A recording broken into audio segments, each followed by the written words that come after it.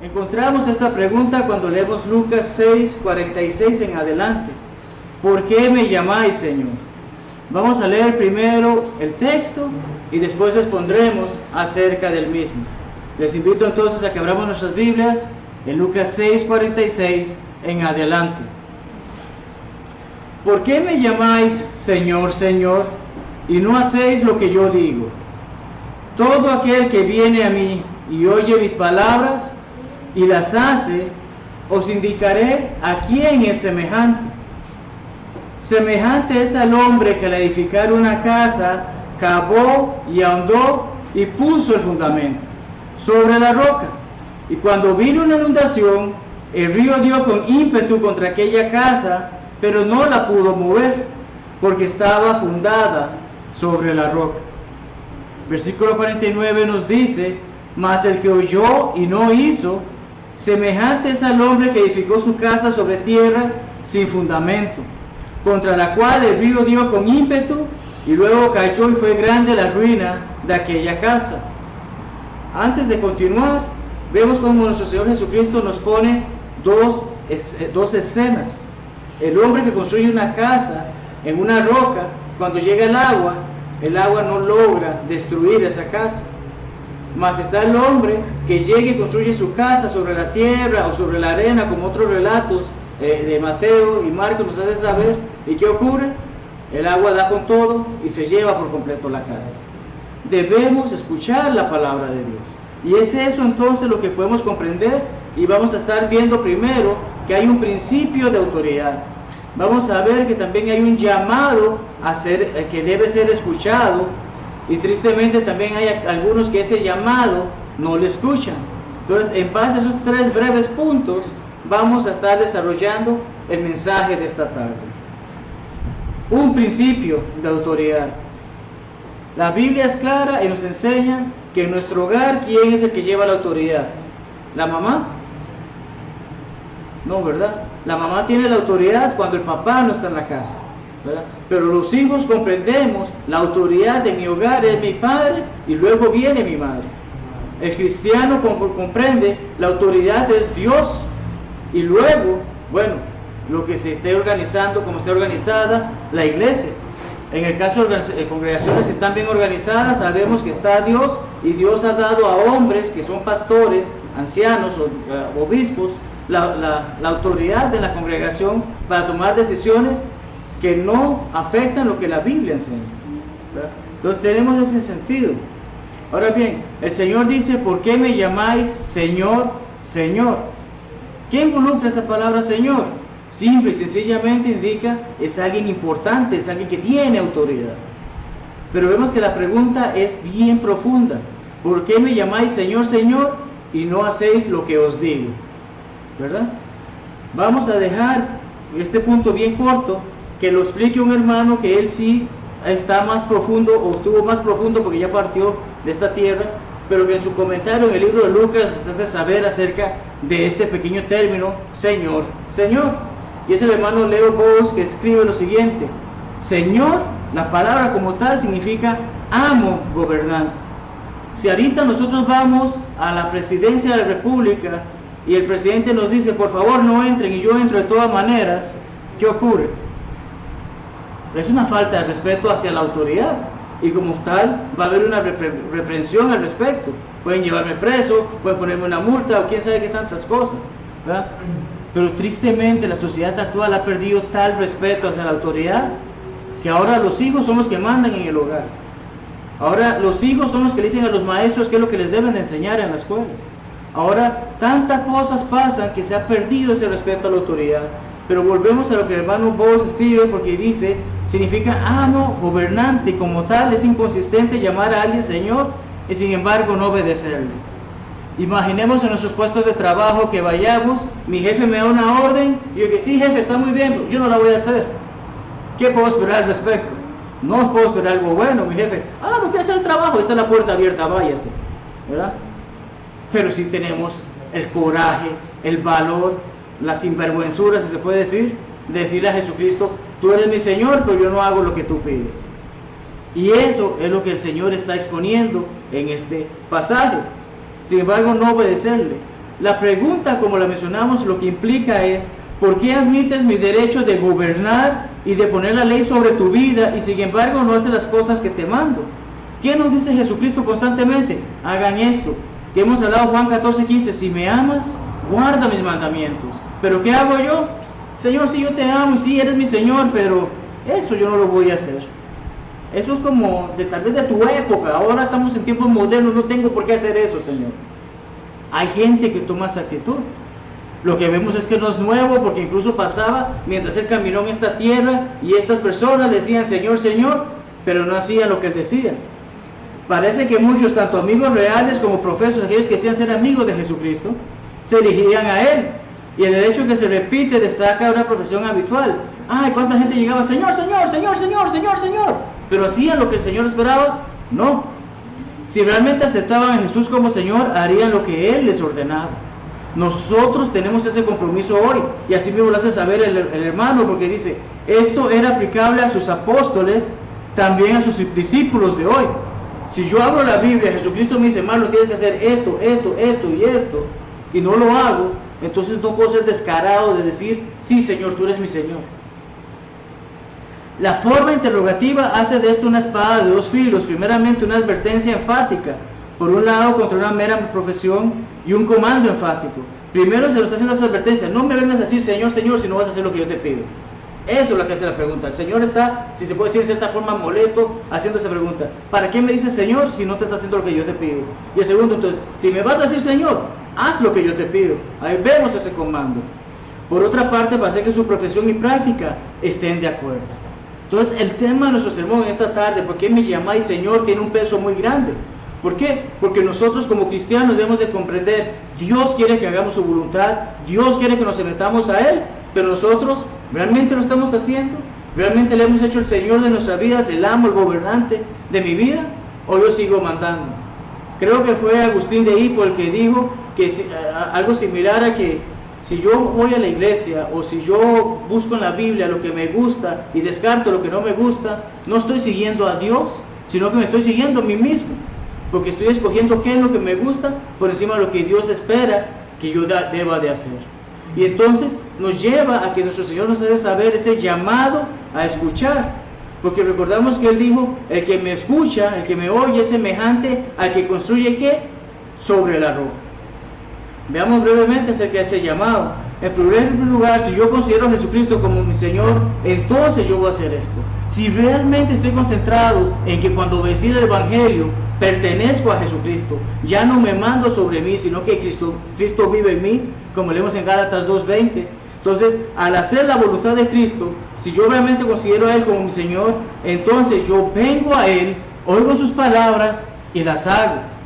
No es, bueno, Señor, yo vine, escuché algo que sonaba como interesante en el sermón, yo no voy a hacer eso. No, el cristiano debe comprender, venimos a Él, escuchamos su palabra y su palabra es orden, y como tal, yo la hago, yo la sigo. Estudiamos esta mañana en Santiago acerca de esos pasajes. Recordamos que decía, en primer lugar, Santiago nos dice, prontos para oír, tardos para hablar. Pero Santiago, ¿qué es lo que espera? Estemos atentos a la palabra de Dios y lo que Dios tenga que decir, prestemos atención y hagámoslo. Pero no estemos, ay, pero ¿por qué yo tengo que hacer esto? Porque entonces estamos siendo rápidos para hablar, prontos para hablar, en lugar de ser tardos para hablar. Es en esa misma carta y pasar más adelante que nos dice, debemos ser hacedores de la palabra y no oidores solamente. Venimos, escuchamos la palabra de Dios. Qué buen mensaje dio el hermano, qué buena exhortación. Esa clase realmente me ayudó a comprender cuál es mi propósito en la iglesia. Ay, pero la semana siguiente ya se me olvidó. ¿Por qué? Porque no puse en práctica nada de lo que estoy aprendiendo. No he puesto en práctica nada de lo que Dios me enseña. Les he comentado muchas veces cómo mi papá siempre tuvo el deseo de enseñarme a usar herramientas. En algunas veces yo me acercaba a él, veía lo que hacía, pero ¿qué pasaba? Simplemente vi, simplemente oí, pero no aprendí porque no puse en práctica lo que él me enseñaba. Y por eso hoy en día yo no sé cómo poner un cable eléctrico o utilizar un martillo, ese tipo de cosas. ¿Por qué? Porque fui simplemente un oidor a lo que mi papá me enseñaba en vez de ser el hacedor de que mi papá me enseñó, lo pongo en práctica. Muchos de nosotros recordamos personas que van al gimnasio, se ponen fuertes, se ponen grandes, pero cuando dejan de ir al gimnasio, ¿qué ocurre? Comienzan a aflojar. ¿Por qué? Porque ya no son hacedores de ejercicio, sino que simple y sencillamente lo conocen, lo escucharon. Es el mismo principio. Dios espera que hagamos su palabra, no simplemente que la escuchemos. No siendo oidor olvidadizo, también repite Santiago 1:25. Nos recordamos lo que estábamos estudiando en esta mañana, y ese es el detalle de que vine, escuché, hermano, muy buenos hermanos, excelente mensaje, hermano, me voy. La semana siguiente, hermano, ¿se acuerdan que la semana pasada? ¿Qué fue lo que usted dijo, hermano? Somos olvidadizos. No podemos ser ese tipo de personas, porque ese llamado debemos de escucharlo. Pablo nos recuerda que debemos presentar nuestros cuerpos como ¿qué? Como un sacrificio vivo. Dios no quiere que nos muramos, Dios no quiere que dejemos de existir, que nos echemos a morir porque ahora soy cristiano y no puedo conocer nada de esta vida. No, por eso nos dice que somos un sacrificio vivo. Santo, ¿por qué? Porque estamos separados del mundo. Agradable a Dios, porque es a Dios a quien tengo que agradar y no a las personas. Tantas personas que me hablan y que me piden que haga cosas que van en contra de Dios. Yo debo comprender, soy cristiano, no puedo caer en ese juego. Es nuestro culto racional, que es la parte más importante. Sí, ciertamente debemos edificar sobre la roca, pero eso no significa que yo me voy a quedar parado todo el día sin mover un dedo. Tengo que utilizar mi razón. ¿Por qué? Porque a diferencia de los animales, Dios nos hizo racionales, Dios nos hizo utilizar la lógica, Dios nos ha hecho comprender esto, lo bueno, lo malo, y podemos saber cómo hacerlo y cuándo hacerlo. Entonces, esa parte importante de este llamado. ¿Por qué? Porque Cristo espera que edifiquemos en buen fundamento. ¿Cuál es el buen fundamento? Él lo mencionó, la roca. Si construyen sobre esa roca, será inamovible, será algo que se mantendrá allí. Pero ¿qué es lo que pasa? Lo podemos comprender de una mejor manera cuando leemos lo que Pablo escribe a los hermanos en Corinto. Porque nosotros somos colaboradores de Dios. Prestemos atención, este pasaje no está hablando de nosotros en la actualidad. Pablo en ese momento está hablando de él junto con los demás apóstoles, estaban trabajando cooperativamente con Dios, y a través de ese trabajo que ellos hacían, nosotros somos labranza de Dios, edificio de Dios. Pablo y los demás apóstoles pusieron esa roca, que es la palabra de Dios en nuestros corazones, y eso nos permite seguir edificándonos. No como un edificio que uno construye que se destruye, sino como la iglesia, que son las personas que forman parte de ella, edifican y siguen trabajando. Conforme a la gracia de Dios que me ha sido dada, yo como perito arquitecto puse el fundamento y otro edifica encima. Pablo predicó, Pablo llevó su carta a los viajes misioneros, Pablo llevó la palabra de Dios a ellas. Y en base a esa palabra que se implantaba, hombres de buen corazón hacían la voluntad de Dios y edificaban encima, pero cada uno mire cómo sobreedifica. ¿Qué pasa si hoy yo me siento con alguno de nuestros hermanos, estudiamos a fondo, comprendemos lo que se debe de hacer, pero ese hermano va y le enseña a otra persona mal? Está sobreedificando, pero está sobreedificando mal. Y así como aquellos que han jugado Jenga, recordamos que se van como moviendo esas piececitas, al punto que una queda mal, ¿y qué causa? Toda la torre colapsa. Es así mismo, no podemos sobreedificar de una mala manera. Debemos sobreedificar de la misma manera que hemos sido enseñados por los apóstoles en las Escrituras y por hermanos que anteriormente nos han preparado para llevar su mensaje. Porque nadie puede poner otro fundamento que el que está puesto, el cual es Jesucristo. Comprendemos que este llamado a llevar a cabo, este llamado a escuchar, esto que Jesucristo está esperando, que cuando decimos Señor, Señor, realmente comprendemos que estamos construyendo sobre esa roca, es porque Él es la roca, nuestro Señor Jesucristo.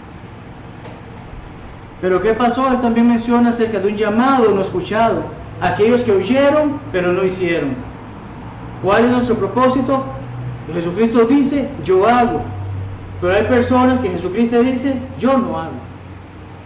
Vamos a ver sobre ello. ¿Por qué? Porque mencionamos cómo Él menciona que es como el hombre que edifica sobre la tierra sin fundamento, contra la cual el río dio con ímpetu y luego cayó, y fue grande la ruina de aquella casa.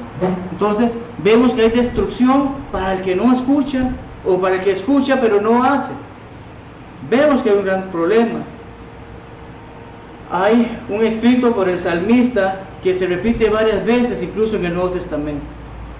Salmo 118, 22 dice: la piedra que desecharon los edificadores ha venido a ser cabeza del ángulo.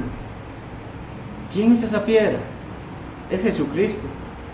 El salmista, cientos de años antes de que Jesucristo viniera, hizo saber que esa piedra, esa roca vino y estaba dispuesta a que se utilizara en la construcción del mejor edificio posible. Pero quienes construían, eso no sirve.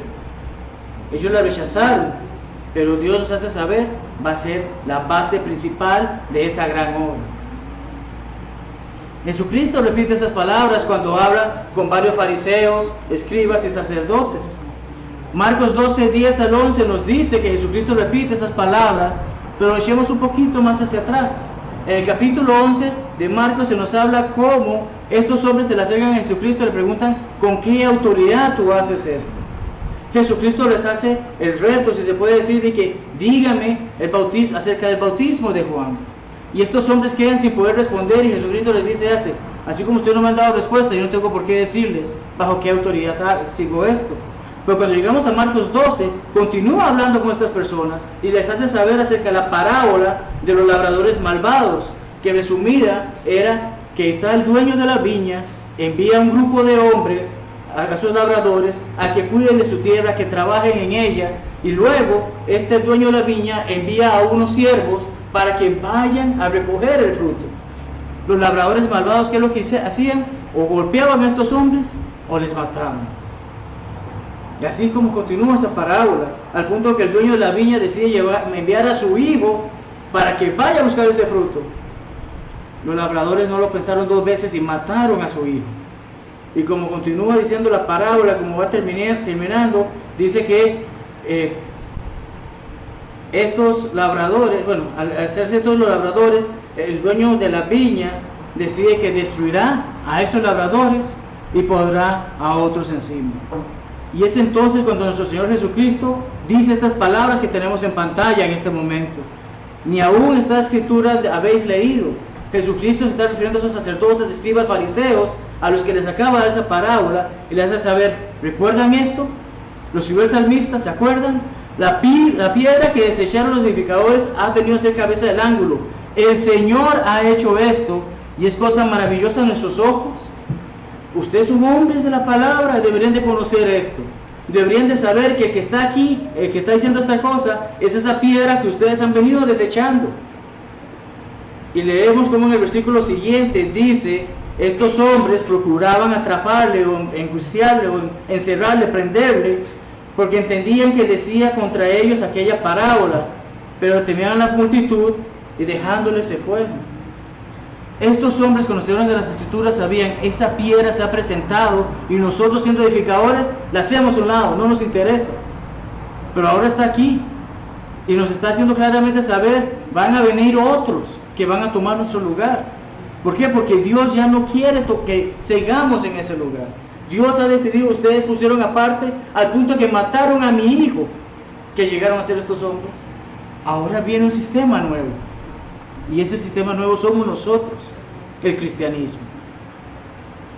Pero una vez ya empiezan a andar por el mundo, empiezan a comenzar a llevar el mensaje, empiezan en Jerusalén, en esas áreas, leemos cómo repite las palabras que mencionamos del salmista que Jesucristo dice ahora, cuando leemos Hechos 4, 11 al 12, dice, este Jesús es la piedra reprobada por vosotros los edificadores, la cual ha venido a ser cabeza del ángulo. ¿Cuál es la gran diferencia? Ya efectivamente, así como Jesucristo dio esa parábola, el Hijo murió y Dios ha dado un nuevo sistema. Y estos hombres se están oponiendo al nuevo sistema porque incluso están persiguiendo y buscando cómo destruir a los apóstoles. Pero Pedro firmemente les hace ver, y en ningún otro hay salvación, porque no hay otro nombre bajo el cielo. No importa que tú seas el escriba, el fariseo, el sacerdote, no importa. Ninguno de ustedes va a dar la salvación que Jesucristo dio. Es como se expresa. No hay ningún otro nombre dado a los hombres en que podamos ser salvos. Entonces Jesucristo nos está afirmando y los textos están afirmándonos que efectivamente nuestra fundación debe ser sobre la roca y no sobre la arena, porque no podemos dejar que se la lleven. Estos hombres querían que a ellos se les dijera Señor, Señor, pero ellos no eran el Señor. Jesucristo es el Señor y estas personas le echaban atrás, no buscaban hacer su voluntad. Concluimos temprano en esta tarde, hermanos, porque queremos ver que ¿por qué me llamáis Señor, Señor y no hacéis lo que te pido? Es una pregunta que es de peso para cada uno de los que estamos hoy aquí, para cada uno de los que nos están viendo en línea o escuchando en línea, y para cada uno que en algún momento abra su Biblia y llegue ese pasaje.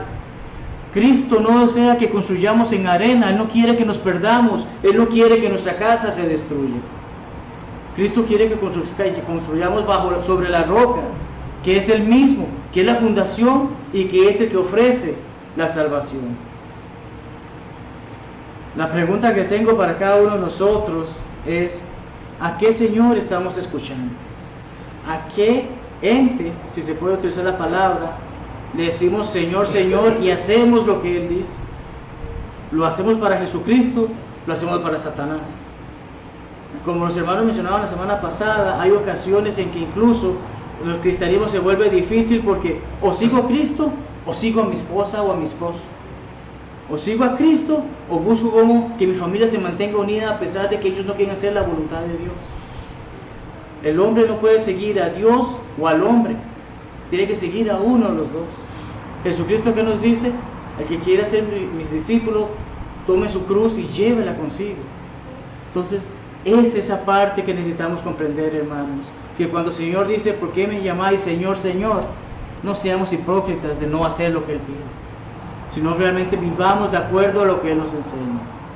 Es en ese sentido que hago la pregunta nuevamente: ¿a qué Señor estamos escuchando? ¿A qué Señor estamos obedeciendo?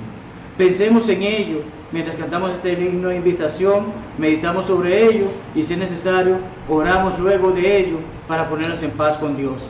Dios les bendiga, hermanos.